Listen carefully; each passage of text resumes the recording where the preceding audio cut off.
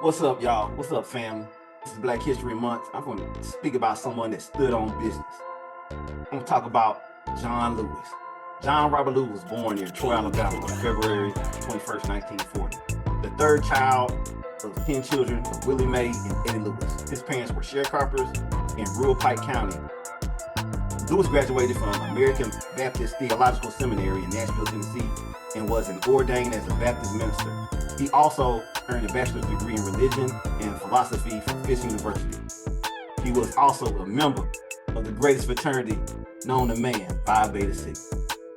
As a student, Lewis became an activist in the civil rights movement. He organized sit-ins at segregated luncheon counters in Nashville and took part in many other civil rights activities as the Nashville student movement. The Nashville student movement was responsible for the desegregation of lunch counters in the city's downtown. Lewis was arrested and jailed many times during the nonviolent activities to desegregate the city's downtown businesses. He was also instrumental in organizing bus boycotts and other nonviolent protests to support voting rights and racial equality. During this time, Lewis said it was important to engage in good trouble, necessary trouble, in order to achieve change, and he held this credo throughout his life. In 1961, Lewis became one of the 13 original Freedom Riders. The group of 7 blacks and 6 whites planned to ride on interstate buses from Washington, D.C. to New Orleans to challenge the policies of southern states along the route that had imposed segregated seating on the buses, violating the federal policy for interstate transportation. In 1965, Lewis organized some of the voter registration efforts during the Selma voting rights campaign and became nationally known during his prominent role in Selma to Montgomery marches.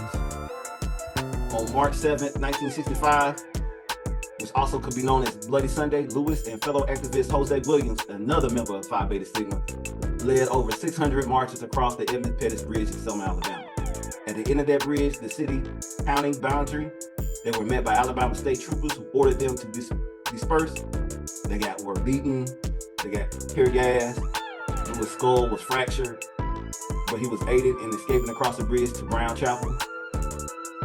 Lewis was elected in 1986 to the United States House of Representatives, Georgia's 5th Congressional District. He was also re-elected 18 times, dropping below 70% of the vote only once.